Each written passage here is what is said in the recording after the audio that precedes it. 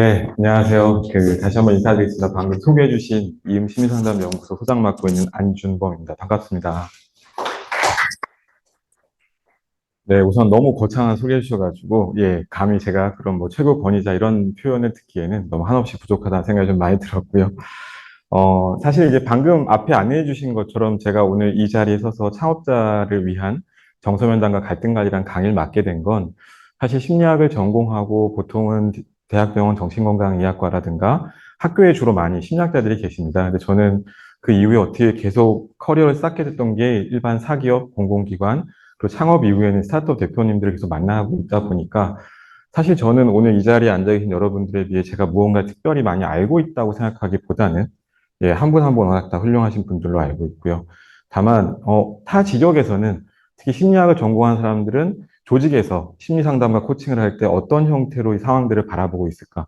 예, 그런 부분들에 대해서 좀 참고가 되실 만한, 뭐, 영감이 될 만한 인사이트를 드리면 너무너무 좋을 것 같다는 생각을 갖고, 예, 오늘 강의 시작하도록 하겠습니다.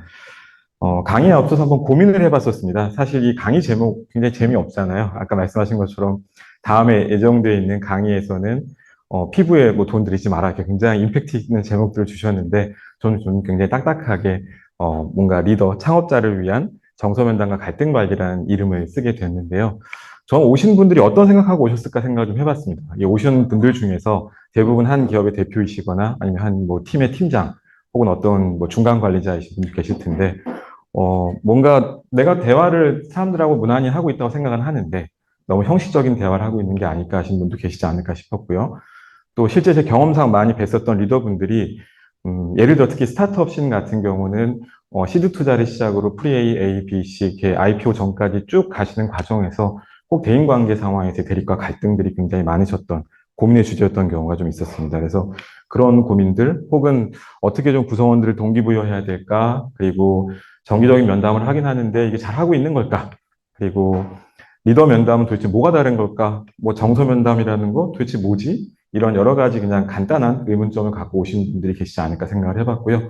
또 일부 분들은 약간 대인관계 상황에서 소진되신 분들도 있지 않을까 생각했습니다. 그래서 제가 사실 저랑 같이 진행되는 이 시간은 본래는 이런 면담 역량에 대한 강의들을 2시간 혹은 3시간짜리로 진행을 합니다. 그래서 사실 또 김철균 원장님께서 다른 제가 스타트업 그 대표님들 모인 자리에서 한번 강연을 할 때, 그때 한 2시간 반 정도 진행했던 강의를 오늘 여기서 한번 한 40분 임팩트 있게 짧게 좀 뭐 해주시면 안 되냐고 말씀해 주셔서 영광스럽게 생각하고 이 자리에 서게 됐습니다. 그래서 조금 간략한 부분이 있겠지만 여기 앉아 계신 분들이 돌아가실 때 한 가지라도 생각해 볼 만한 거리를 드릴 수 있으면 좋겠다는 생각을 갖고 있습니다. 자, 제가 준비한 내용들은 이렇게 순서가 되어 있습니다. 간단하게 인트로 부분에서는 조직 관리를 위한 면담 역량 필요성에 대해서 좀 딱딱하지만 한번 알아두실 만한 내용들을 간단히 언급하고 있고요. 그 다음에 1장 같은 경우는 어떻게 보면 여기 계신 분들 중에서 이미 내가 굉장히 면담을 능숙하게 하고 있다고 생각하신 분들한테는 너무 좀 간단한 내용 같은데라고 싶으실 수 있는. 그러나 내가 다른 건 다 잘하는데, 제가 만나본 대표님은 그러시더라고요. 본인은 개발자 분들이 제일 편해요. 제가 엘리베이터에서 이렇게 경영 지원 분들하고 같이 마주치면은 갑자기 긴장이 됩니다. 이런 대표님들도 많이 뵀었거든요. 그런 것처럼 대화 자체가 좀 어색하신 분들한테는 일장 부분에서도 좀 탐구가 될 만한 내용들이 들어있을 것 같고요. 사실 오늘 이 자리에 계신 분들하고 제일 많이 공유하고 싶은 핵심적인 내용은 2장에 속하는 응용에 대한 이야기들로 이렇게 구성이 되어 있습니다. 그래서 이 3가지 순서대로 진행을 하겠습니다. 네, 최근 사회적 분위기에 대한 걸 인트로 좀 소개해드리고 싶은데요. 한참 시끄러웠습니다. 기억이 조금 이제 가물가물하실 수 있는데요. 2014년 부천에서 한 번, 2015년 인천에서 한 번, 모 백화점에서 액세서리 매장이었죠.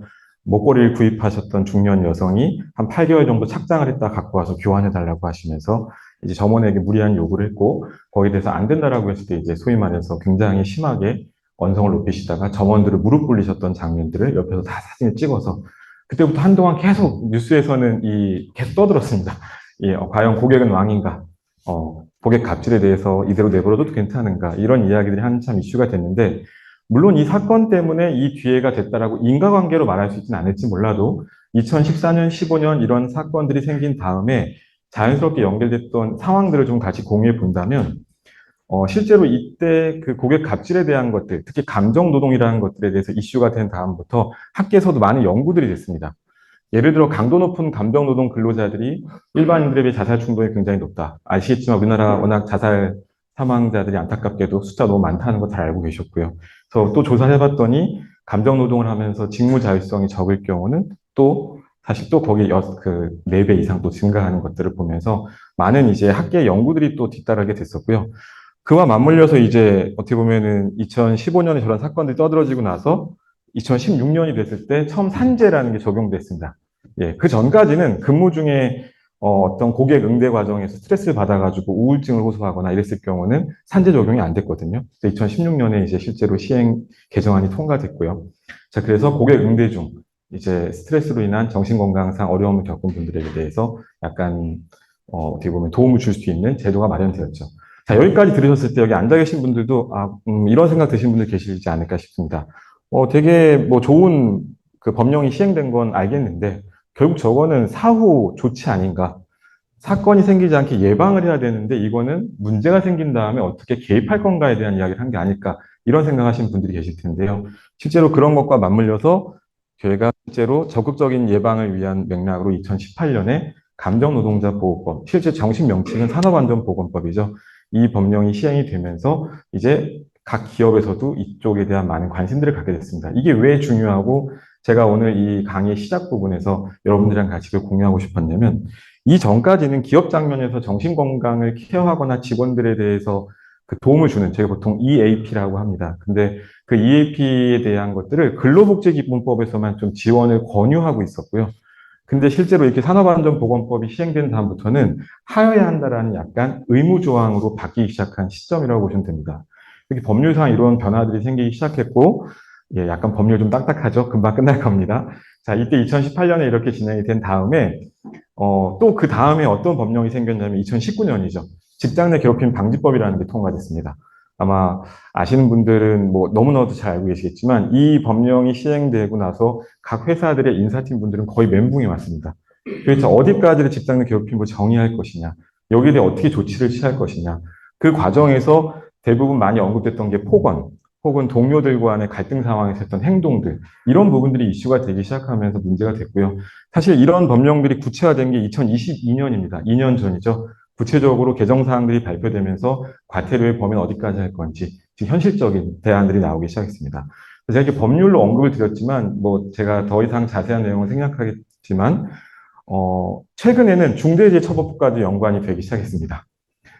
왜 아파트 붕괴랑 관련돼서 중대재해처벌법 얘기가 나왔는데 또 이게 언급되느냐 하실 수 있을 텐데, 최근에 이제 그 직장 내 괴롭힘을 겪다가 안타깝게 사망하시게 된 직원이 있을 경우에 이것 자체는 산업안전보건법뿐만 아니라 중대재해처벌법에도 같이 영향을 미친다라는 형태의 판례들이 나오기 시작했고, 이게 왜 되게 좀 임팩트가 있냐면, 아시겠지만 중대재해처벌법에 대한 책임을 묻는 사람은 최고 경영자거든요. 기존까지는 그런 법률이 거의 없었습니다. 근데 이제 그런 형태의 이야기까지 나오다 보니까 각 조직에서는 이제 과거에는 좀 흔하게 했었던 관리자 면담이라는 것들에 대해서도 좀 더 관심을 갖기 시작했고, 그래서 그런 부분에서 여기 계신 분들도 그래, 정서 면담? 뭔가 상담하듯이 따뜻하게 말하는 건가? 라고 생각할 수도 있겠지만, 사회적으로 사실 이런 대화라는 과정이 되게 중요하게 좀 바뀌고 있구나라는 걸 공유해 주시면 좋을 것 같고요. 꼭 법률적인 내용들을 제외하더라도 저희가 늘 나오고 있는 MZ세대와 기존 세대와의 갈등이라든가 또 소통과 관련된 많은 고민들이 산재되어 있기 때문에 저희가 충분히 고민해 볼 그 가치가 있는 것 같습니다. 하나만 더 보여드릴 텐데요. 지금 보여드린 자료는 이제 국내 스타트업 창업자 스트레스 원인에 대해서 2022년도에 분당서울대학교 병원 공공의료사업단에서 이제 실태 조사를 했던 결과입니다. 당시 창업자분들의 스트레스 원인을 조사해봤더니 예상했던 것처럼 제일 큰 스트레스의 원인은 자금 압박과 투자 유치였고요. 근데 두 번째부터 높았던 게 뭐냐면 조직 관리와 인간관계. 사실 이 두 번째 외 나머지 순위 것들도 보면은 가족 관계, 리더십에 대한 부족, 결국은 대인 관계에 대한 고민들이 자금 압박을 제외하면 가장 주된 고민의 이슈였습니다. 그래서 이런 맥락에서 제가 처음에 오늘 이 강의도 창업자분들께 대화하는 것들에 대해 한번 좀 점검을 해보신다거나 내가 생각해보지 못했던 방법이 있으면 한번 써볼 수 있는 계기를 만들어드리면 좋겠다 싶어서 준비를 하게 됐고요. 이 스타트업 얘기 드리면서 한 가지 더 언급드릴 수 있는 생각해볼 만한 이슈는 사실 스타트업이라는 조직의 특성을 한번 여기 계신 분 떠올려 보시겠어요? 대부분 10인 미만의 소규모로 시작을 합니다. 여기 오신 분들이 어떤 분들이 주로 있냐면은 C레벨이랑 임원급이라든가 대표님들 같은 경우들은 보면 어떤 분들은 대기업에 계시다가 너무 이제 조직 내에서 약간 정치적인 역학 같은 거에 좀 지친 분들도 계시고 또 내가 열심히 일을 해도 누군가를 위해서 다 뭔가 내 노력들이 다 이렇게 뺏기는 기분이 들어가지고 사실 그런 것들에 대해서 나는 좀 내 사업을 해보고 싶어 이런 분들이 굉장히 많으시거든요. 근데 그러다 보니까 실제 이분들이 창업을 할 때 어떤 마인드를 주로 많이 갖고 시작하시냐면 나는 수평적인 문화를 되게 갖고 있는 회사를 만들 거야. 이런 생각을 시작하십니다. 그래서 많이들 그러세요. 다 영어 이름 쓰시면서요. 직급 다 없애시고요. 제임스, 뭐 조언 이러시면서 막 지내세요. 예. 몇몇 분들이 이렇게 웃어주셨지만 실제 이게 나쁘다는 의미는 아닌데 여기서 저희가 한번 좀 고민해 봐야 되는 건 10인 미만으로 시작을 해가지고 사실은 5명이 전체 직원인데 5명 중에 임원이 3명이에요. 한 분이 CEO시고 한 분이 CTO시고 한 명이 또 CFO시고 이렇게 되어 있는 구조가 많거든요. 수평적 문화로 시작을 했는데 저희가 한번 곰곰이 생각해 볼 것들은 조직은 수평적인 문화를 지향할 수는 있지만 수평적인 조직이 정말 있을까라는 생각을 한번 해보면 어떻게 보면 누군가는 의사결정을 해야 되고 누군가는 책임을 져야 되거든요. 근데 그런 맥락에서 많은 스타트업 씬에서 시작을 해가지고 투자를 유치하시면서 성장하시는 대표님들이 여기서 약간 혼돈이 오시는 것 같아요. 우리 수평적 문화를 지향하는데 직원이 좀 늘어나니까 점점점 내가 겪었던 과거의 기존 회사랑 거의 똑같아지는 기분이 들기 시작하고요. 또 거기서 갈등이 시작되기도 하고 그래서 그런 부분에서 이런 갈등 관리나 소통에 대한 이슈들이 계속 대두됐던 것들을 좀 공유드리고 싶었고 또 아시겠지만 최근에 얼어붙은 투자 시장과 성장에 따른 갈등 관리 열심히 대표님들이 투자 유치하려고 밖을 돌아다니셨는데 나는 한 명이라도 구조조정 안 하고 직원들 데리고 같이 가려고 했는데 집 딱 회사 돌아와 봤더니 직원분들이 투잡을 하고 계세요. 막 개발자분들 다른 것들 이렇게 아웃소싱으로 외주 따셔가지고 일하고 계시고 무너지시는 대표님들 너무 많이 보다 보니까 이제 그런 과정에서 어떻게 좀 면담들을 또 풀어가실지 그리고 또 그런 상황을 어떻게 해결책을 만들지 거기에 대한 이야기 좀 드리고 싶었습니다. 그리고 제가 길게 서두를 언급드렸지만 저랑 하신 이런 내용들이 꼭 조직 장면에서 스타트업이 아니라 하더라도 가족 내에서의 대화라든가 여러분들이 계신 조직 내에서의 대화에서도 응용할 수 있는 부분들이 있을 거라고 생각하기 때문에 그렇게 떠올리시면서 내용을 들어주시면 좋을 것 같습니다. 자, 본격적으로 들어가서 베이직 버전으로 이제 정서적 면담과 소통의 대화에 대해 설명드리려고 하는데요.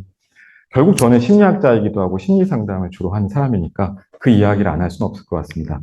여쭤보고 싶은 부분이 하나 있는데요. 현장에 계신 분들도 있지만 온라인상으로 이 영상을 보고 계신 분들도 한번 떠올려 보셨으면 좋겠는데 심리 상담을 할 때 저희는 청소년 상담과 성인 상담은 굉장히 큰 차이점이 있다고 봅니다. 혹시 어떤 차이점이 있을 것 같으세요? 네. 네. 네, 생애 주기에 정말 점점 고급스러운 답변들을 주시기 시작하셨는데, 일단 저는 이런 반응 자체가 너무 감사합니다. 아시겠지만 이렇게 영상 앞에 틀어놓고 강의할 때 누군가가 끄덕끄덕 해주시는 게 엄청 큰 힘이 되거든요. 네, 실제로, 이 청소년 상담이랑 성인 상담에 대해서 여러 가지 차이가 있겠지만 제가 생각하는 큰 차이점 중에 하나는요, 성인 상담은 상담사를 만나서 상담받으러 왔을 때 어떤 상황들이 벌어지냐면 상담사에 대해서 약간 간을 봅니다. 이 적절한 단어는 아닐 수 있는데, 그 적절한 표현이 마땅치 않아서 이 사람이 정말 전문가인가? 이 사람은 정말 내가 신뢰할 만한 사람인가? 이런 전문성에 대한 간을 보는 게 성인 상담의 특징이라면 실제로 청소년 상담 같은 경우는 그 부분이랑 좀 달라요. 어떤 게 특징이냐면 청소년 상담의 핵심은 상담사가 내 편인가가 너무 중요합니다. 네. 자, 이걸 저희 현장에서 어떻게 쓰고 있냐면요. 저희 내부 상담실에 여러 명의 상담사분들이 계신데, 저희 내부 안에서는 청소년 상담에 대한 일종의 매뉴얼 가이드 같은 개념이 있습니다. 그 중에 하나가 뭐냐면, 청소년 상담을 하게 되면 무조건 청소년 먼저 방에 들어오게 합니다. 자, 이게 무슨 얘기냐. 부모님하고 청소년이 같이 들어왔는데 부모님을 먼저 방에 들어오시기 위해서 대화를 시작하면, 밖에서 한 20분, 30분 청소년이 기다리는 동안에 청소년 친구는 마음의 벽을 이만큼 세워놔요. 도대체 엄마 아빠는 나에 대해 뭐라고 말했을까? 내가 들어가면은 저 상담사라는 성인 어른은 나에 대해서 어떻게 좋게 돌려서 엄마 아빠가 원하는 걸 나한테 얘기하려고 할까? 이런 생각들을 갖고 시작하게 됩니다. 제가 왜 이 심리 상담 이야기를 드리냐면 오늘 저랑 하시는 정서 면담과 갈등 관리라는 내용의 강의 내용을 들으시다 보면 여러 소소하지만 테크닉도 있고요. 약간 의도된 노력도 있습니다. 그런데 아무리 테크닉과 노력을 써도 저희가 왜 난 효과가 없지라고 느끼시는 분들하고 대화를 해보면 지금 이런 상황들이 벌어진 경우가 많아서 이 예시를 좀 같이 공유하고 싶었던 거고요. 즉 청소년이 상담사를 내 편이라고 느끼고 있는가라는 게 그 다음으로 진행될 수 있는 너무 중요한 핵심 중에 한 가지거든요. 전 조직의 리더, 관리자분들이 구성원들과 대화를 하고 싶은데 대화가 잘 끌어가지 않아지신다. 뭐 여러 가지 뭐 강의도 들어봤고 이것저것 해봤는데 잘 안 된다. 이런 분들이 꼭 한번 고민해 보셨으면 하는 것 중에 한 가지는, 이 구성원이 나를 좀 어떻게 느끼고 있을까? 나를 자기 편이라고 느끼고 있을까? 날 무서워하진 않을까? 이걸 꼭 점검해 보시길 바라는 마음에 공유 드리고 싶었던 거고요. 그래서 저희가 청소년 상담할 때 청소년 먼저 들어오게 하면 이렇게 얘기합니다. 어떻게, 네가 오고 싶어서 왔던 거니? 아니면 엄마 아빠 가자고 해서 온 거니? 하면 한 절반 정도는 엄마 아빠 가자고 해서 왔대요. 그럼 저희가 이렇게 얘기합니다. 아, 그래. 그럴 것 같아서 먼저 들어오라고 한 거야. 선생님이 괜히 미안하네. 주말 아침에 좀 쉬고 싶을 텐데 여기 나오고. 야, 만약에 선생님이랑 얘기하고 오늘 이 얘기하는 거 너한테 별로 도움이 안 되는 것 같으면 오늘 상담 끝날 때 엄마 아빠한테 너 여기 데리고 오는 거 이제 그만 데려오시라는 거 설득하는 거 도와줄게. 이렇게 얘기를 합니다. 네. 왜 그러냐면 실제로 청소년, 이게 제 거짓말하는 게 아니거든요. 청소년 친구가 마음을 열지 않으면 저랑 진행하는 상담이 거의 의미가 없어요. 그냥 엄마 아빠 가라고 해서 가게 되는 상담이 되거든요. 그러니까 처음에 이제 같이 이 연결된다는 느낌을 받아야 되기 때문에 그 의미에서 저희가 보통 청소를 먼저 들어오게 하는 거고, 여기 계신 분들도 저랑 이게 뒤에 나온 내용들을 통해서 정서 면담이라는 스킬들에 대해서도 저거 해보면 좋겠다 하시는 걸 할 때 그 스킬에 앞서서 꼭 점검해 보셨으면 좋겠는 건, 내가 대화하려고 하는 상대가 나를 어떻게 느끼고 있을까라는 거는 꼭 한번 체크해 보시면서 출발하시면 좋을 것 같고요. 두 번째 하나만 더 얘기 드리고 싶은 내용이 있는데요. 네, 부부 갈등 상황 이야기입니다. 좀 뭐 씁쓸한 이야기인데 제가 이 자리에서 실제 사례를 그대로 말씀드릴 수는 없고요. 왜냐하면 아무리 제가 이름을 얘기하지 않는다 하더라도 개인의 프라이버시가 있기 때문에 여러 가지 좀 유사했던 가상 사례를 모아서 설명을 드리게 될 텐데, 이 부부 갈등 상황 이야기에서 코로나 이전까지 꽤 있었던 사건들이 좀 있습니다. 어떤 거냐면, 예를 들어 이런 상황이에요. 그 아내분은 육아를 열심히 하다가 아이를 재우고 잠들어 있는데 밤에 새벽 1시쯤, 2시쯤에 야근을 한다고 했던 신랑이 문자가 띡 날라옵니다. 뭐가 날라오느냐? 카드값 찍힌 게 날라오는데 땡땡땡 노래방 48만 원 이런 게 찍히는 거예요. 네. 네. 어떤 분들은 웃으시고 어떤 분들은 굉장히 불편한 표정도 감출 수 없지만, 이런 일들이 좋다 나쁘다가 아니라 코로나 이전까지만 해도. 네? 네. 보통 그랬으면 차라리 나을 텐데요. 네, 그렇진 않았습니다. 그래서 코로나 이전까지는 꽤 이런 일들이 꽤 있었고, 이런 주제를 갖고 상담실 오신 분들이 꽤 있으셨어요. 자, 근데 여러분들께 한번 여쭤볼게요. 그 아내분은 힘들게 육아를 하다가 잠들어서 남편은 바쁘다고 해서 야근하는 줄 알았는데 그 문자 받으면 어떨 것 같으세요? 예, 완전 그쵸. 도시죠. 맞습니다. 정확한 표현이십니다. 자, 실제로 그런 상황에서 그러면 그 다음에 이제 술이 만취돼가지고 본인이 무슨 카드 썼는지도 모른 채 있다가 들어와서 그 다음날 아침에 딱 상황을 파악하면 남편분들은 어떤 행동들을 주로 하시냐면 당연히 미안하다고 합니다. 미안하다. 근데 당신이 생각하는 그런 건 전혀 아니다. 뭐 이렇게 얘기하기 시작합니다. 네. 자, 그럼 아내분이 그걸 믿을까요?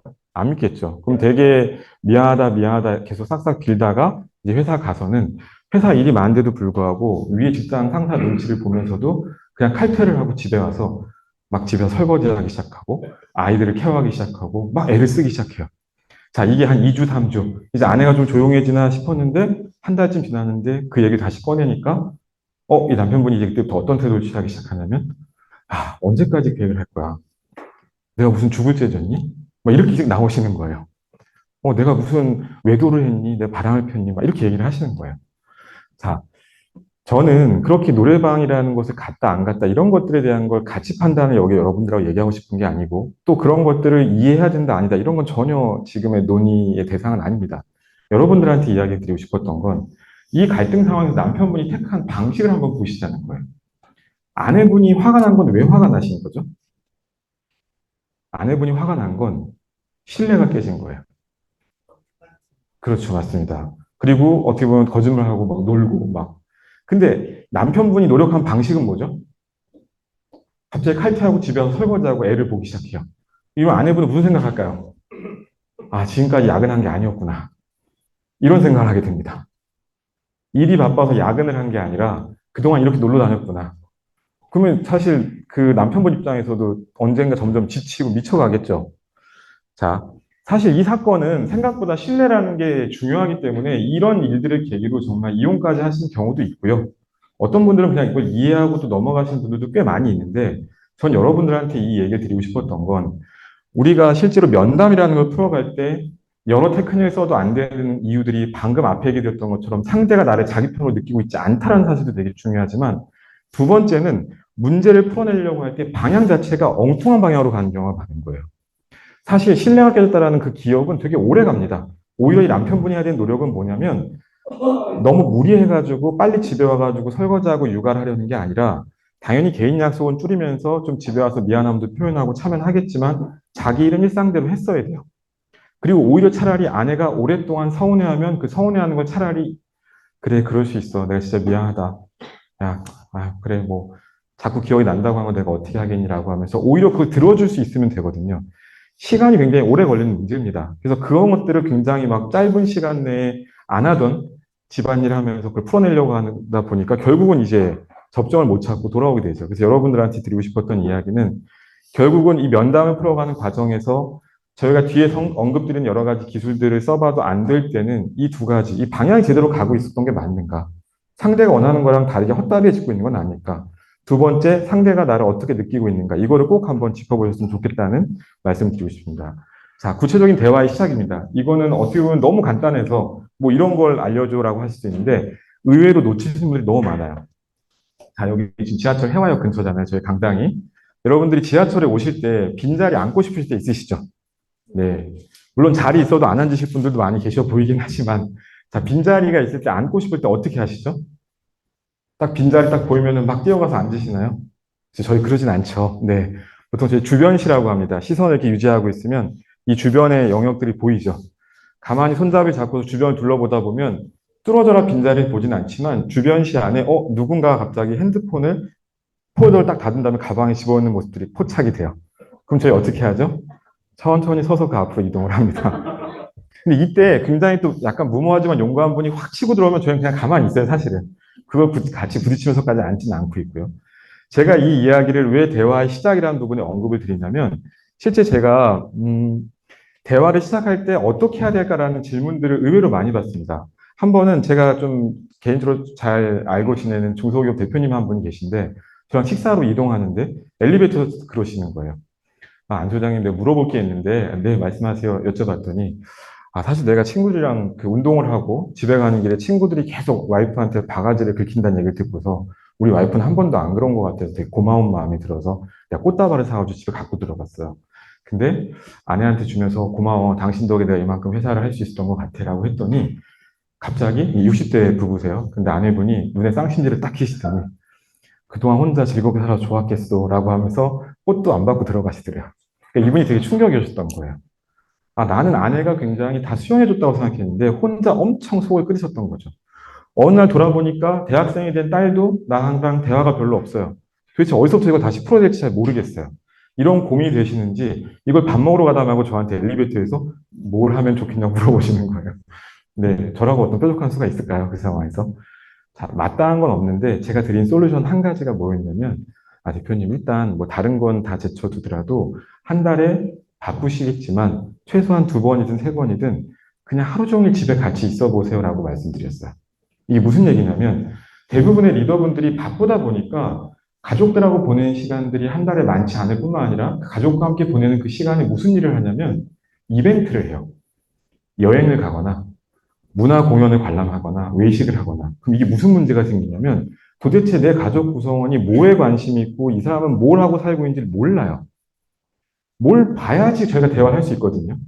이 사람이 지금 뭐에 관심이 있는지 우리 애가 게임을 하는데 롤이라는 게임을 하는지 무슨 게임을 하는지 알아야지 대화 시작할 수가 있는데 많은 분들이 상대가 뭐에 관심인지를 모른 채 대화하려고 하니까 갑자기 집에 가서 이미 청소년이 된 아들한테 가서 요즘 공부 잘 하고 있지? 뭐 이런 식의 대화를 시작하는 거예요.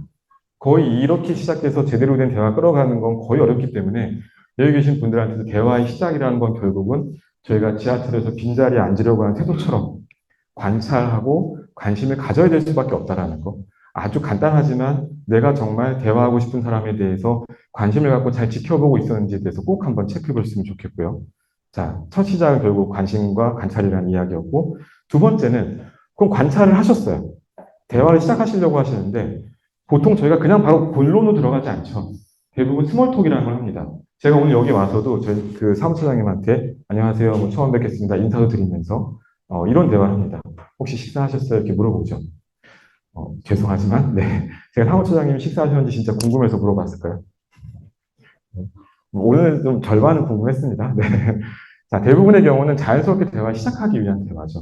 근데 이 스몰톡이라는 걸 저희가 조금만 더 고민해 보면 어떤 스몰톡을 쓸 수 있냐면 이건 제가 기업에서 관리자분들을 상담하고 코칭하면서 그분들한테 배운 건데 어떤 영업을 주로 하시는 임원분이 계셨어요. 이분이 저랑 상담을 하고 계신데 전화가 막 울리는 거예요. 핸드폰 화면이 꽉 차 있었어요. 또 이게 뭐지 싶어서 제가 전화 통화 잠깐 급하신 건 받으세요라고 하고서 받으신 다음에 제가 여쭤봤죠. 아, 근데 뭐 상무님 방금 화면에 이게 뭔가요? 여쭤봤더니 아 그걸 봤어요. 아 민망하네 이러시면서 뭐라고 하시냐면 본인이 주로 그 좀 영업 활동을 해야 되는 임원직이다 보니까 워낙 많은 분들을 상대하게 되는데 그 과정에서 오랜만에 만나는데 인사를 건네려고 하니까 별로 할 수 있는 말들이 많지가 않더래요. 그래서 우연히 알게 됐을 때 그냥 그 만나는 상대방의 자녀 이름을 옆에다 같이 저장해 놨대요. 예를 들어 제 이름이 안준범이면 저희 뭐 큰아이 이름이 안현중인데 그럼 옆에 현중 써놓는 거예요. 그 다음에 다음에 알게 됐더니 제 결혼기념일이 5월 9일, 5월 9일 딱 써놓는 거예요. 이러면서 이제 통화를 하게 되시는 거죠. 아, 뭐 안 소장님 이번에 뭐 큰아이가 뭐 중학교 입학하지 않아요? 이런 식의 질문을 하는 거예요. 그러면 여기 계신 분들 생각 어떠세요? 스몰 톡 했을 때 그 말을 들으면 기분이 어떨 것 같으세요? 그렇죠. 예. 어떻게 우리의 이름도 알지? 난 저분 아이 이름도 모르는데. 그러면 이제 사실 이게 처음에는 의도된 노력일 수도 있습니다. 그런데 이렇게 하다 보면 그분이 뭐라고 하셨냐면 전화를 받을 때마다 이렇게 눈에 띄니까 대화할 때 얘기하다 보니까 나중에 외우시게 된대요. 외우면 지우신대요. 그래서 그 중에서 또 정말 가까운 사람들을 만드신다고 하더라고요. 그러니까 이것처럼 저희가 대화를 시작할 때 관심을 갖고 관찰을 했다가 스몰톡으로 시작을 할 때는 기왕이면 정석가가 있는 대화를 시작하는 게 훨씬 도움이 되겠죠. 그냥 단순하게 잘 지내시죠? 요즘 많이 바쁘세요? 이 질문보다는 실제로 아이가 이번에 수능 치르시지 않으셨어요? 지난번에 아이가 아팠던 것 같은데 어때요? 이거 알고 있으면 훨씬 더 대화를 풀어낼 때 도움이 되실 겁니다. 그래서 이거는 약간 테크닉적인 개념인데 이것도 뒤에 제가 다시 한번 강조드리겠지만, 대화의 시작은 테크닉으로 가능합니다. 근데 대화의 유지는 태도가 필요하기 때문에 이건 저희의 노력이라고 봐주시면 좋을 것 같고요. 자, 정석가가 있는 스몰톡을 사용해 보시면 좋겠고, 자, 앞에 한번 봐주시겠어요? 점심 먹었어요? 네. 어떻게 일은 할 만해요? 힘든 건 없고? 네. 먼저 밥이라도 한번 먹어야 할 텐데? 네. 동료 중에 친한 사람 누구 없어요? 네, 다 친합니다. 이런 대화 여러분들도 혹시 해본 적 있으실까요? 예, 생각보다 많으십니다. 지금 여기 현장에 계신 분들 끄덕끄덕 거리시는 분들 많으신데요. 자, 여기서 한 번쯤 제가 드리고 싶은 거는, 이것도 어려운 개념은 아니고 여러 자기계발서에 언급이 되어 있는데 의외로 안 쓰세요. 어떤 거냐면 대화를 하실 때 열린 질문을 쓰고 간접 질문을 쓰고 연결 질문을 내가 얼마나 쓰고 있나 한번 돌아보시는 게 의미가 있습니다. 자, 무슨 얘기냐? 열린 질문은 주말에 잘 쉬셨어요가 아니라 주말 어떻게 보내셨어요? 라는 질문이에요. 자, 간접 질문이라는 건 직접 요즘 회사 생활은 할 만하세요? 라고 물어보는 게 아니라 이분한테 동료 얘기를 물어보다가 이분 얘기로 넘어가는 거예요. 그럼 동료 얘기를 한참 해주시다가 이분한테 물어보면 자기 얘기를 꺼내시거든요. 이건 저희가 자녀들을 키우실 때도 아이에게 관심을 갖고 대화를 걸려고 할 때 자녀한테 너 요즘에 학교 생활 힘든 건 없니? 이렇게 물어볼 때 얘기를 저학년까지 합니다. 초등학교 저학년까지는. 고학년부터는 잘 안 해요. 그럼 그럴 때는 오히려 학교에서 아이랑 친한 친구 얘기를 물어보다가 너는 그럼 어때? 이렇게 대화를 할 수 있는 거죠. 이런 것들을 저희는 간접 질문이라고 하고 연결 질문이라는 거는 내 얘기를 먼저 하는 거죠. 아, 저 요즘에 너무 살이 쪄서 고민이에요. 그래서 운동을 할까 하는데 뭘 해야 될지 모르겠네요. 누구누구님은 뭐 하고 계세요? 이런 식의 대화를 풀어가는 거죠. 그래서 이것도 한번 체크해 보시면 좋은데 너무 이게 꼬치꼬치 물어보시는 분들이 가끔 계세요. 이건 좀 프라이버시 침해입니다. 그래서 이건 조심하셔야 될 경계가 있고요. 자, 좋은 질문에 좋은 대답이 나오는 건데 아까 보여드렸던 사례를 다시 한번 보여드릴게요. 자, 이거 다시 구분을 해보면 점심은 먹었어요? 주말 어떻게 보냈어요? 이거는 열린 질문이죠. 오랜만에 가족들과 여행을 다녀왔어요. 와, 좋았겠네요. 어디요? 전에 아내분이 건강이 좀 안 좋았던 것 같은데 이거는 관심 있을 때 할 수 있는 말이겠죠. 아내의 건강에 대해. 자, 세 번째. 전에 보니까 민호님이 석현님 좀 어려워하던데 둘이 좀 어떤 것 같으세요? 석현님을 무서워하는 분이 종종 계신 것 같은데 지연님은 어때요? 자, 간접 질문이죠. 요즘 통 배가 나와서 큰일이에요. 기부천사 됐네요. 자, 지연님은 어떻게 해요? 연결 질문이죠. 자, 이렇게 활용을 하실 때, 내가 진짜 열린 질문 얼마나 하고 있을까? 제가 이걸 기업의 사장님들이랑 부사장님이랑 이렇게 약간 임원분들 모아놓고 한번 이 강의를 예전에 한 적이 있는데 그 얘기를 하시더라고요. 알고는 있는데 점점 자꾸 닫힌 질문을 하게 된다. 했어? 안 했어? 언제까지? 이렇게 얘기하시게 된대요. 그래서 그게 어쩔 수 없는 부분이 있긴 하겠지만 의도적으로라도 이 부분들을 챙겨보시는 것도 도움이 됩니다. 그래서 하나 더 언급드리고 싶은 건 결국 대화라는 건 자동차 정비가 아니에요. 대화는 정원 관리에 가깝습니다. 그럼 여러분들이 이미지로 떠올려 보시면 자동차 정비랑 정원 관리가 다르다는 느낌이 드세요. 자동차는 부품에 문제가 생기면 교체하면 됩니다. 그러나 정원 관리는 내가 분갈이든 가지치기든 해야 되는 걸 알고는 있지만 언제 해야 될지를 봐야 돼요. 이게 굉장히 큰 차이라는 거를 꼭 염두에 두시면 좋을 것 같아서 언급드리고 싶었고요. 하나 더, 자, 조금 더 올라가면 이런 사례가 있습니다. 대표님 뭐가 좋은 건지 모르겠어요. 지금 일을 언제까지 할 수 있을지 고민이 돼요. 땡땡이 사람들에게 기여할 수 있는 일을 하는 것도 좋고 솔직히 저도 지금 일이 못하겠다는 건 아닙니다. 어느 정도 할 만해요. 근데 선배들이 좀 무기력해 하는 걸 보니까 저도 좀 더 공부해서 대학원을 갈까 싶기도 하고 학위를 받는다고 뾰족하게 뭐가 있을 것 같지도 않고 아, 어떻게 해야 될지. 자, 여기 계신 분들한테 누군가 이런 말을 했다고 할게요. 뭐라고 말씀해 주실 것 같으세요? 때려쳐? 이러실 것 같으세요? 네. 자, 이 예시를 보셨을 때 제가 기대했던 여러분들의 머릿속에 떠오르는 답변은 아, 질문하고 싶어요라는 게 떠오르시면 너무 좋을 것 같아요. 어떤 질문일까요? 아, 언제부터 그런 생각을 했어요? 음. 자, 그래요? 뭐, 어떤 게 고민이 좀 더 얘기를 해줄 수 있어요? 즉, 추가 질문이 필요합니다. 왜냐하면 이 상황에서는 이분이 뭘 고민하는 건지 몰라요. 여기서 만약에 저희가 하나 추가 질문으로 언제부터 그런 고민을 하셨어요? 물어보면 이런 답이 나옵니다. 대표님, 사실 지난 과제 개발 지속 관련해서 계속 의견을 드렸는데 결국 다시 원점으로 돌아가는 것 같다는 생각이 들어서 속상했습니다. 답은 정해져 있는 것 같고 저희 팀 의견을 전문가로서 이야기하라고 하셔서 했는데 그런 시간이 의미가 없는 것 같고 계속 단열해지 고민했습니다. 이런 말을 하는 구성원이 있고요. 어떤 경우는 대표님 저는 UX 디자인만 하는 게 아쉬워서 우리 회사 오면 UI도 하고 PM도 하고 많은 경험을 할 줄 알고 왔는데 결국 경험이 없으니까 기회가 없네요. 제가 계속 이 일을 해야 될지 고민이 됩니다. 즉 어떤 게 고민인지에 대한 구체적인 걸 알려면 결국은 더 물어봐야 됩니다. 그래서 예를 들어 한번 보시면 누군가 이제 지쳤어요라고 이야기합니다.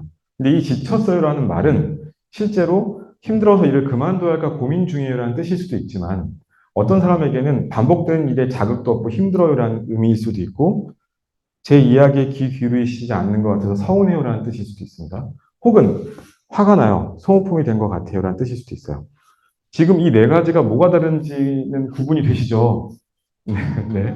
자, 이렇게 뒤져보면 나오는 거죠. 첫 번째 대답은 휴식이 필요하다는 거고, 두 번째는 성장과 재미가 필요하다는 거고, 세 번째는 소통과 유대감이 필요하다는 것이고, 네 번째는 존중과 배려가 필요하다는 뜻입니다. 이 바로 앞에 나온 이야기는 똑같게 말하지만 원하는 게 달라요. 이걸 저희는 요구와 욕구를 구별한다고 합니다. 상대가 이야기했을 때 거기에 대해서 바로 저희가 잡고 그 질문에 대해 답을 하려고 하면 상대방의 욕구를 놓쳐버리게 되는데 그 과정에서 질문이 굉장히 중요하다. 이 이야기를 강조드리고 싶어서 얘기 드렸고요.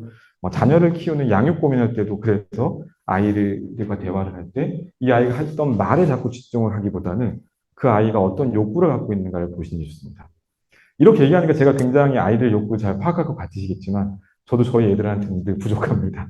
네, 똑같이 화도 내고 화낸 다음에 미안하다고 사과하고 그러나 제가 자꾸 의도적으로 그걸 파악하려고 하니까 조금 더 되는 것들이 있는 것 같아요. 그래서 상대가 말을 할 때 요구와 욕구라는 걸 꼭 구분하려고 하시는 거, 이거 꼭 강조드리고 싶고요. 자, 이제 기본의 마지막 부분은 공감과 경청을 통한 대안 찾기인데 공감이란 단어와 경청이란 말 너무 많이 들어보셨죠?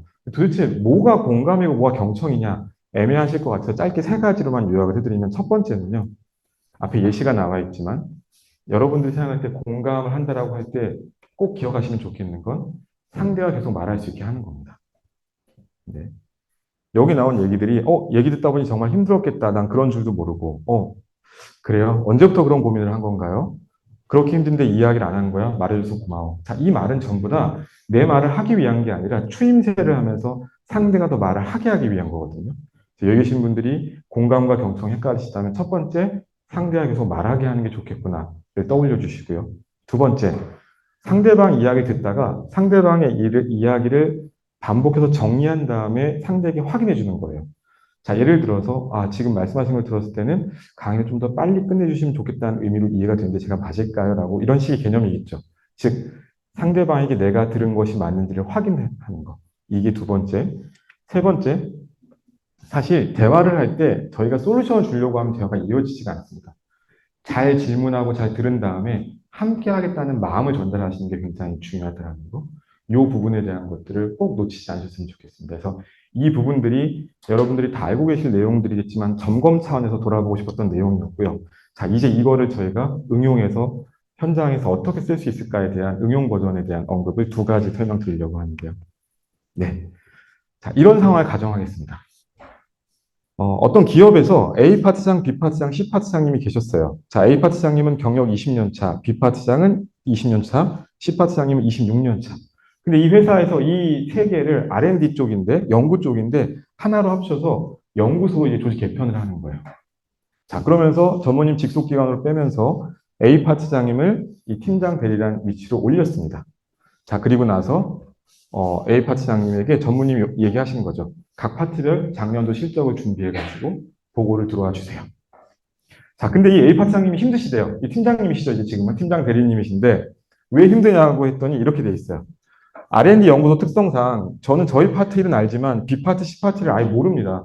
모르는데 어떻게 관리를 하죠? 첫 번째. 두 번째. 제가 차라리 선배라도 되면은 제 부력이라도 높으면 제가 좀 뭐 시키면 말을 들을 것 같은데 저보다 선배님이고 얼굴만 아는 그냥 먼 동기인데 제가 경력이 많지도 않네요. 세 번째, 팀장이면 팀장이지 팀장 대리는 또 뭔가요? 뭔가 권한은 없고 책임만 준 것 같아서 부담스럽습니다. 즉, 이 A 파트장님이 느낀 부담감은 이런 맥락이었어요. 자, 여기 계신 분들도 실제로 이 A 파트장으로 있다가 팀장님이 되신 분이라면 곤란할 것 같다는 생각이 드시나요? 네. 자, 그럼 이걸 어떻게 풀어내야 될까 싶은 거죠. 자, 여기서 힌트가 될 만한 일화를 제가 소개하겠습니다.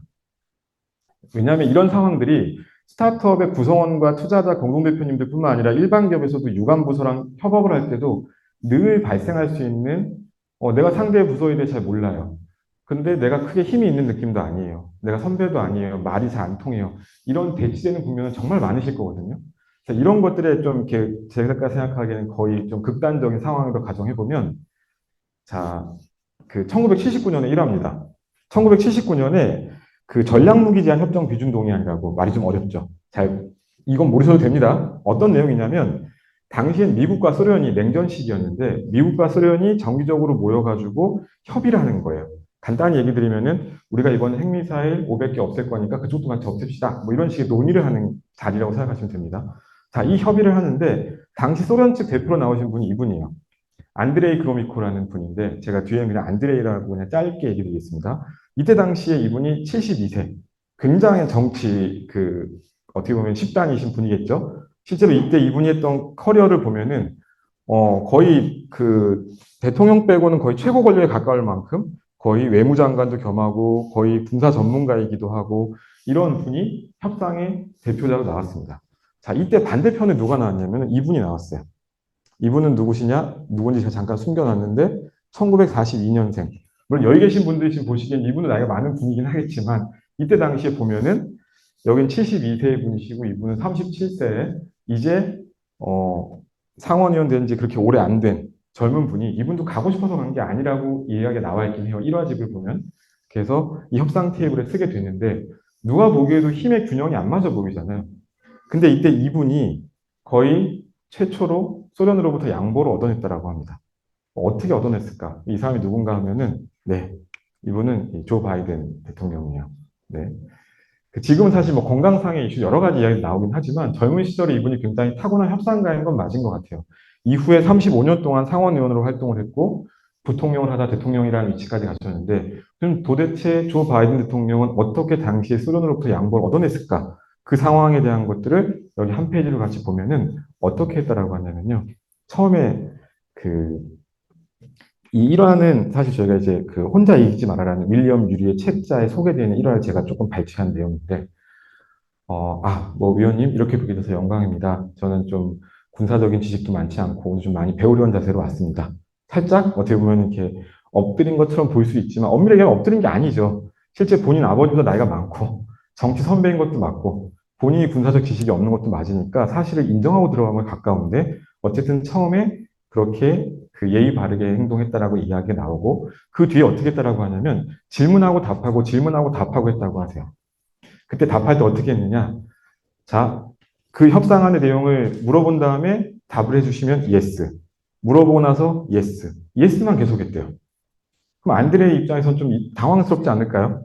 자, 그 상황에서 마지막에 바이든 씨가 뭐라고 했더라고 하냐면, 실제로 정말 잘 들었습니다. 정말 예스 예스 하신 다음에, 굉장히 설득력이 있으시고 대부분 제가 동의를 합니다. 근데 제가 위원님 하나 부탁을 좀 드려도 될까요? 제가 미국에 돌아가면 상원 의원들을 모아놓고서 오늘 이 협상 내용을 제가 보고를 해야 되는데, 저는 위원님에 비해 군사적 지식이 부족하다 보니까 설명할 때 자꾸 막히는 부분이 몇 개 있는데 저 좀 도와주시겠습니까? 라고 했어요. 자, 이게 무슨 상황이죠? 자, 여러분 잠깐 말 내려놓을게요. 자, 보시면 처음에 이렇게 마주 봤잖아요. 협상 테이블에 섰습니다. 소련 대표, 미국 대표로. 근데 이거 어떻게 하셨죠? 여기서 바이든 대통령이 판을 이렇게 뒤집었어요. 이 용어를 저희는 판을 뒤집는다라고 표현할 때도 있고 아니면은 나란히 서기라는 표현을 쓸 때도 있는데 판을 뒤집으면서 앞에다 누굴 놓은 거죠? 네, 앞에다가 나머지 상원 의원들을 놓은 겁니다. 이렇게 했을 때는 도저히 나오지 않는 이야기들이 이렇게 같이 서버리면 앞에서 이야기가 나와요. 이 판을 뒤집는 개념이죠. 자, 그래서 결국은 같은 테이블에 서가지고 그 안드레이 그로미코 씨하고 바이든 씨가 대화를 하다 보니까 이건 도저히 말이 안 돼요. 그러니까 내가 일부 양보해 줄 테니까 나머지는 가서 해주세요. 이렇게 이야기가 된 거죠. 자, 이거를 그러면 저희가 방금 고민했던 사례를 갖고 와서 한번 대입을 해보겠습니다. 자, 이 R&D 연구소라고 치면 이 A 팀장님은 어떻게 하면 될까요? 파트장님들 이렇게 뵙게 돼서 이렇게 좀 참 인연이 이렇게 이어지네요. 아시겠지만 제가 이번에 팀장을 맡게 됐는데 사실 걱정이 한가득입니다. 아시겠지만 저희 R&D 연구소 특성상 각각의 영역들의 독립성과 전문성이 따로 있어서 제가 B파트랑 C파트를 잘 모릅니다. 근데 이번에 전무님이 작년도 실적이랑 정리해가지고 올해 계획안 같이 갖고 와서 보고하라고 하시는데 혹시 제가 괜히 놓쳐가지고 B파트랑 C파트 일하시는데 발목 잡고 싶지 않으니까 자료 좀 잘 좀 좀 부탁드릴게요. 자, 이것도 어떻게 한 거죠? 대립을 할 수 있는 상황을 다시 판을 뒤집었어요. 앞에 누굴 놓은 거죠? 전무님을 놨습니다. 네. 이렇게 돌리고 나면 실제로 이 상황에서 이 B파트장과 C파트장님은 자료를 대충 준비하면 일을 안 한 사람이 돼요. 그러니까 준비해 줄 수밖에 없죠. 자, 근데 한국 사회 만만치 않습니다. 어떤 조직에서 이제 이 두 분이 그래도 이 팀장님을 매기려고 할 수 있어요. 아니, 고급스러운 단어가 아닌데 죄송합니다. 적절하게 뭔가 어감을 전달하고 싶어서. 자, 그러면 이 B파트장, C파트장님이 끝까지 곤란에 빠뜨리게 하기 위해서 A 팀장님한테 그러면 대충 부실한 자료를 줬을 때 이 A 팀장님은 어떻게 하면 될까요? 파트장님들 정말 이게 전문 분야가 다르네요. 이게 지금 제가 짧은 열심히 스터디 했는데 파악이 명확하게 안 되니까 혹시 다음 주 전문의 보고 들어갈 때 동석해 주시겠어요? 라고 하는 겁니다. 그러면 비파트장님이 그 자료를 부실한 거 갖고 들어갈 수 있을까요? 못 갖고 들어갑니다. 자, 만약에 비파트장님이랑 C파트장님이 자료를 대충 준비한 게 아닐 수도 있어요. 잘 준비해온 걸 수도 있어요. 그럼 어떻게 해야 될까요?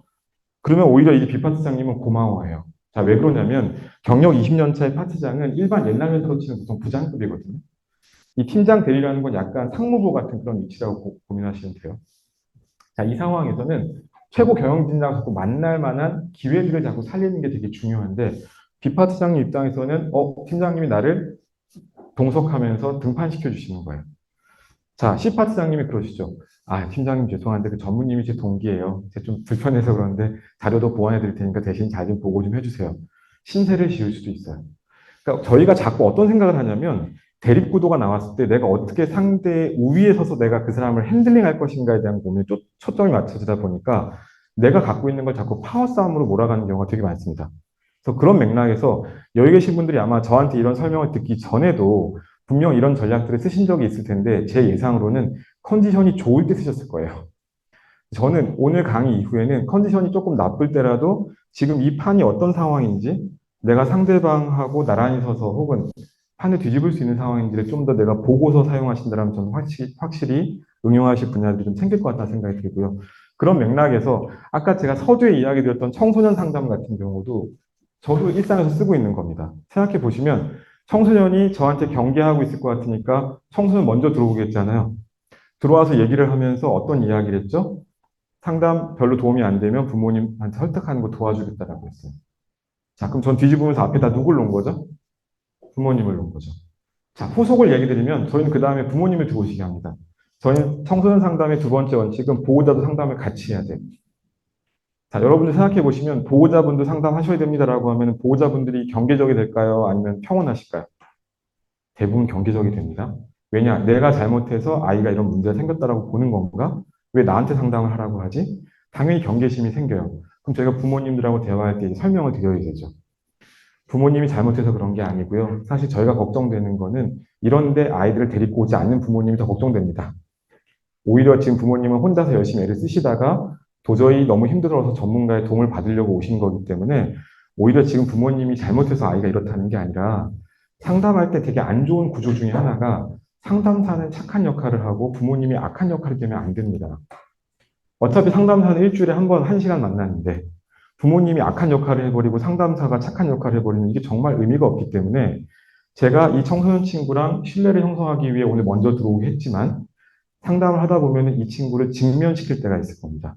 그럴 때 집에서 부모님이 품어주셔야 돼요. 저랑 같이 파트너십을 맺어주시기를 바랍니다. 이렇게 해서 어머님, 아버님하고도 같이 해야 그때 제가 판을 뒤집을 때 앞에 누굴 놓은 거죠? 청소년을 놓은 거죠. 자, 이게 꼭 미국과 소련이 협상할 때 혹은 기업에서 파트장이 팀장이 됐을 때 파워 싸움할 때 쓰는 것만이 아니라 저같이 상담 장면에서도 쓰게 되는 경우가 굉장히 많습니다. 자, 이 이야기를 들으시면서 혹시라도 오해하시는 분이 있을까 봐 제가 주의사항 세 가지 말씀드릴게요. 나란히 서기 혹은 판뒤집기를 고려했을 때 주의하실 측면들 첫 번째는요. 박제가 되어서는 안 됩니다. 음, 네. 무슨 얘기냐? 청소년한테 부모님 욕하고 부모님한테 청소년 욕하고 이거 안 됩니다. 아까 얘기했듯이 같은 파트장한테 전무님 욕하고 전무님한테 다른 파트장 욕하고 이거는 절대 안 됩니다.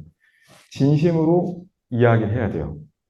그래서 박쥐가 돼서 상대를 비난하는 거는 절대 추천드리지 않는 거고요. 두 번째, 판 뒤집기를 저 이미 많이 쓰고 있어요라고 하세요. 어떻게 쓰고 계시냐고 했더니 어떤 스타트업 대표님이 투자를 시리즈 B까지 받았어요. 그랬더니 보통 그 정도 투자를 받으면 그 C레벨 내에서 농공 행상이 벌어지는 경우가 많거든요. 나 지분 좀 더 달라고 하는 경우도 많아요. 자, 그때 대표님이 그러시는 거예요. 아, 이거 어차피 이거 상장하지 않으면 어차피 이건 종이 조각인데, 이걸 지금 지분을 더 주면은 경영권 방어가 약해지고 투자자들도 싫어하는데도 지금 스타트업 한두 해 한 것도 아니고 왜 갑자기 왜 그래 아마추어처럼. 야, 결국 이 회사 잘 키우자고 하는 건데, 지금 나한테 지분 달라고 하는 게 말이 되니? 그분은 판을 뒤집은 것처럼 하지만 사실은 판을 뒤집은 게 아니라 명분을 등에 업고 찍어 누르는 거예요. 판을 뒤집는다라는 거는, 아, 그래, 너 왜 그런 생각하게 됐니? 질문하고 듣고. 아, 그래, 맞아, 너 고생 많이 했지. 너 없었으면 여기까지 못 왔을 거야. 듣고. 그리고 나서 얘기를 하다가, 아, 근데 그래, 일단 네 얘기는 알았고, 나도 고민을 좀 해볼게. 근데 지금 우리가 투자를 많이 받다 보니까 자본이 좀 희석이 돼가지고, 지분을 더 하면 조금 불안하기도 한데 좀 고민 좀 해보자. 그래서 그 다음날 만나서 얘기할 때, 아, 네 얘기 듣고 생각해봤더니, 너 많이 고생한 거에 대해서 보장을 하고 싶은데, 사실은 지분을 주는 건 좀 조심스럽고, 스톡옵션을 조금 더 주거나, 아니면, 보통 대부분 스타트업 하면 몇 년 이내에 이제 퇴사하면 그 지분에 대한 권한을 요구하지 못하는 조항들이 걸리거든요. 이제 그거를 행사하지 않고, 네가 일한 만큼 다 받을 수 있게 좀 따로 좀 조건을 바꿔줄까? 이런 식의 대화를 하는 게 오히려 판 뒤집는 거에 가깝습니다. 자, 그래서 요 명분을 등에 업고 찍어 누르는 걸 하시면 안 되고요. 결국 지금 이 논리는 사람과 싸우지 않고 문제와 싸운다라는 신념에 가까울 수 있거든요.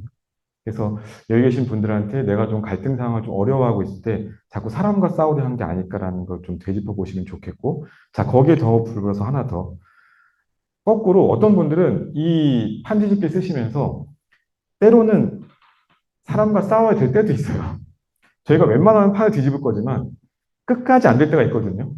그럴 때는 단호하게 의사결정을 해야 될 때도 있는데 제가 만난 어떤 대표자분들께서는 계속 사람과 싸우지 않으려고 사람이 잘못한 문제에 대해서도 아, 이건 조직이 잘못된 거야. 구조가 잘못된 거야. 딴 걸 바꿔야 돼. 이러면서 갈등을 피하는 용도로 쓸 때가 있어요. 그래서 여기 계신 분들한테 판뒤집기라는 걸 좀 더 자주 쓰셨으면 좋겠다는 이야기와 함께 그러나 그 판뒤집기를 쓸 때 잘못 사용하시면 안 된다. 그래서 주의사항도 같이 얘기 드리고 싶습니다. 그래서 시간이 이제 거의 다 돼서 마지막 제 사례 응용 내용인데요. 제가 만나뵀던 대표님들이 많이 하는 고민 중에 하나가 책임에 대한 부분이었어요. 역할에 대한 부분과 이 부분에서 한 가지 이 사례를 조금 공유하고 싶은데 제가 조금 빠르게 말씀드리겠습니다. 보시면은 한번 같이 떠올려 주세요. 가장 역할을 하는 고2 남학생이 있다고 가정해 볼게요. 자, 알코올릭인 아버지가 있어요. 어머니는 7년 전에 집을 나갔습니다. 연락 두절이에요. 굉장히 힘든 가정의 청년이겠죠.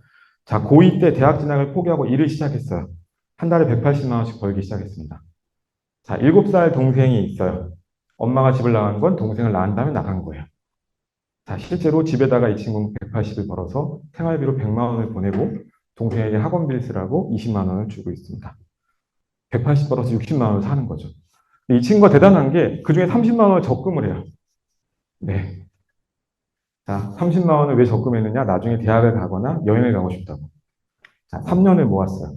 이 친구가 21살 됐습니다. 제가 이 친구를 만난 건 요때예요. 21살. 물론 가상사례이긴 하지만 두세 명을 섞은 사례입니다. 자, 약 1100만 원의 돈이 생겼는데 군 입대를 해야 돼요. 군 입대를 앞두고 뭘 할까 고민하다가 대학 가긴 만만치 않은 것 같아서 여행을 가려고 마음먹었습니다. 유럽 여행을 알아봤더니 680만 원 정도가 들어요. 3주 뒤 출국이에요. 다음 주에 저한테 상담실 딱 들어왔습니다. 선생님 망했어요. 저한테. 왜요? 여행 못 갈 것 같아요. 왜요? 자, 무슨 일이 있었냐면은 아빠가 사고를 치셨대요. 사람을 술 먹고 때리셨는데 합의금이 900이래요. 이 합의금을 안 내면은 교도소를 가야 된대요. 아, 처음엔 그냥 아빠가 잘못한 거니까 책임지시라고 하고 여행을 갈까 싶었는데 여행을 가서도 마음이 무거울 것 같대요. 자, 여러분들이 저라면 이 친구에게 뭐라고 말하고 싶으실 것 같으세요? 네, 집중해 주셔서 감사합니다. 정말 이 사례라고 떠올려 주시면서. 저는 솔직히 얘기했어요. 난 사실 네가 여행 갔으면 좋겠어. 라고 얘기 처음에 했는데 이 친구가 그러는 거예요. 아, 저도 그 생각 했는데요. 아, 사실 동생이 걸려요. 저는 갔다 와서 군대 가면 되는데 아빠까지 교도소 가면은 이제 초등학교 3학년 된 동생만 집에 있어야 되는데 아, 그게 마음에 걸려서 안 될 것 같아요. 동생도 저처럼 고2가 될 때까지는 그냥 좀 희생을 해야 될 것 같습니다. 이렇게 얘기를 하는 거예요. 너무 마음 아프잖아요. 제가 이 친구한테 어떻게 해라 말아라 말할 수 있는 사람도 아니고 충분히 그 신경이 이해가 되니까 제가 그랬어요. 그래, 얼마를 뒀든 그거는 당연히 너의 선택인데 대신 우리 하나 이건 꼭 생각하자라고 했어요. 뭘 생각하자고 했냐면 만약에 너 아빠 합의금 2천만 원이었으면 어떻게 할 거라 제가 물어봤어요. 그랬더니 이 친구가 그래요. 300만 원으로도 안 되네요. 900만 원 대출 받아야 되나? 나 신용이 없어서 대출 안 되는데. 자, 그런 일 생기면 안 되는데 아빠가 혹시 암에 걸렸는데 보험이 가입이 안 돼 있어서 수술비가 3천만 원이야. 그럼 어떻게 할 거야? 라고 했더니 이 친구가 말이 없어요. 제가 왜 이 얘기를 했냐면 이 친구한테 그랬어요. 어, 사실 어떻게 보면 네가 모아놓은 돈 범위 안에서 해결 가능한 돈이어서 지금 이런 고민을 하고 있긴 한데 만약에 네가 아빠를 돕는다 하더라도 나는 그 900만 원 다 돕는 거에 대해서는 신중하길 바래라고 이야기했어요. 그러면서 이 900만 원이라는 돈에 대해서 도대체 이 몫이 내 몫이 어디까지인지 한번 보자고 했어요. 자, 이 900만 원이라는 합의금의 몫은 누구 몫이죠? 아빠 몫이 제일 큽니다. 아빠 술 먹고 때렸으니까. 자, 아빠 몫만 있나요? 아니요. 저는 아빠를 이렇게 키운 조부모님 몫도 있는 것 같아요. 자, 거기다가 형제자매의 몫도 있어요. 아빠의 친구들의 몫도 있어요. 그리고 어떻게 보면은 이런 아빠랑 결혼했던 집을 나간 엄마의 몫도 있을 거예요. 되게 슬픈 이야기지만, 그리고 이 사회의 문제도 있을 겁니다. 어떻게 보면 이런 기초수급과 차상위층에 대한. 그리고 이 집의 장남인 본인의 몫이 분명히 있긴 있겠죠. 그리고 초등학교 3학년인 동생의 몫도 있을 거예요. 근데 이 친구는 이 사건에 대해서 자기 몫이 어디까지라고 생각하고 있는 걸까? 저는 그 생각을 해보는 거죠. 자, 그래서 이 친구랑 어떤 내용을 했냐면은, 자, 그 얼마를 도와드리든 우리 통장을 쪼개보자라고 하면서 통장을 새로 만들었어요. 어떻게 만들었냐? 집에다 100만 원 주던 거를 10만 원 띄어서 여기다 놓으면서 5만 원 보태서 15만 원짜리 통장을 만들었고요. 이건 원래 본인이 모으던 30만 원짜리 통장이 25만 원이 됐습니다. 자, 이 15만 원짜리 통장 이름을 최가 통장이라고 지었어요. 왜 최가 통장이냐? 최악의 상황에서의 가족 통장이에요. 자, 오해하면 안 됩니다. 이 최가 통장은 다 가족을 주기 위해 모은 돈이 아니에요. 다 내 돈이에요. 왜냐? 나는 이미 180을 벌어서 110을 집에 주고 있으니까. 근데 이거를 왜 따로 만들려고 했냐면 오늘처럼 도저히 마음에 고민이 돼서 어쩔 수 없을 것 같을 때 고민을 하는 시작점을 여기서 하려는 거예요. 최가 통장에서 고민하려고 하는 겁니다. 자, 그래서 실제로 결론을 얘기 드리면은 이 친구는 400만 원을 드렸어요. 아버지 내가 다 드리고 싶은데 돈이 없어서 400만 원 여행 취소하고 드리는 건데 좀 잘 마련해 보세요. 결론은 아버지 교도소 안 가셨습니다. 고모가 200만 원 주셨고요. 어디서 100만 원 모으셔가지고 700만 원 만들었어요. 자, 상대방한테 나 700만 원밖에 없으니까 교도소 보내든지 이거 받고 합의해 줘라라고 했더니 상대방도 이 집의 가정 상황을 보더니 오케이 한 거예요. 제가 아까 조부모님 목, 형제자매님 목, 여러 사람의 몫을 막 썼지만 거기 미처 생각 못했던 게 피해자의 몫도 있었던 거예요. 이 아빠의 900만 원의 합의금에는. 여러분들한테 이 얘기를 들어드린 마지막으로 제가 소개한 이유는 만약에 이 친구가 900만 원을 모두 지원했으면 어떨까요? 만약에 900만 원 다 드렸어요. 그래서 합의는 봤어요. 여행 못 갔고. 조심스럽게 예측해 보지만 아마도 아버지가 정신을 차리시고 동생도 무탈하게 잘 큰다고 하더라도 이 청년은 평생 마음에 한이 남을 거예요. 보상 심리를 갖게 될 거죠. 왜냐? 내가 3년 동안 매달 30만 원으로 살면서 모은 돈을 한 번에 다 썼으니까. 자, 이게 실제로 이 청년한테만 벌어지는 게 아니고요. 제가 만나는 무수히 많은 사람들한테 있어요. 돈을 모으지 않는 40대 중반 여성이 있어요. 제가 왜 안 모으냐고 했더니 돈을 모으면 가족들이 가져간대요. 무슨 얘기냐 했더니 20대 때 1,000만 원을 처음 모았더니 아버지가 전세 사기 당하셔가지고 전세금을 내야 됐었대요. 30대에 5년 동안 3천만 원을 모았는데 어머니가 갑자기 암에 걸리셨대요. 자기가 언제부턴가는 돈을 안 모았대요. 그냥 모으기 시작하면 다 쓰기 시작했대요. 그래서 저한테 웃으면서 하는 말이 집에 명품 가방도 있대요. 40대 중반인데 남자친구가 있어요. 결혼 비혼이세요라고 했더니 아니요 결혼하고 싶은데 남자친구한테 미안해서 안 할 거예요 이러시는 거예요. 왜요? 남자친구한테 내 가족을 같이 짊어지게 하고 싶지 않대요. 그러니까 이게 분리가 잘 안 되는 거예요. 자, 제가 마지막으로 이 예시를 들어드린 이유는 제가 만났던 많은 스타트업과 창업자분들이 어떤 마음이 있냐면 내 몫이 어디까지인지가 거의 없으세요. 이 회사랑 내가 거의 혼연일체가 돼 있어요. 이 자리에 계신 분들은 이미 규모가 있는 회사의 대표님이시거나 아니면 어떻게 보면 큰 조직에 계신 분들도 많으시겠지만 스타트업처럼 작은 규모로 시작한 회사들 상당수는 거의 하루에 12시간씩 일하면서 3년 동안 매일같이 일하기 시작하면 회사랑 내가 거의 혼연일체가 돼버려요. 그래서 모든 것들이 다 내 몫인 것 같아요. 그러니까 직원과 문제가 생겨도 갈등 상황이 생겨도 다 내가 감당해야 될 것 같아서 압도되시는 경우를 너무 많이 봐서 저는 여기에 대해서도 오해하시면 안 되는 게 리더로서 책임의식을 확장하고 무한 책임을 가지려는 자세는 되게 중요한데 그럼에도 불구하고 명확하게 내가 할 수 있는 한계와 몫이 있다는 걸 잊으시면 안 될 것 같아서 그랬어요. 그래서 실제로 내 몫이 어디까지인가라는 것, 즉 그 과정에서 나만의 영역을 만드셔야지 오히려 더 잘 회사를 끌어가실 때 도움이 될 것이고 저희가 오늘 앞에 이야기했던 면담 기술들을 써서 판을 뒤집기도 하고 하는 이 과정들 자체가 어떻게 보면 이 안에서 내가 나를 어떻게 챙기느냐에 대한 기술에 대한 이야기일 수도 있기 때문에 이 이야기를 마지막으로 정리했습니다.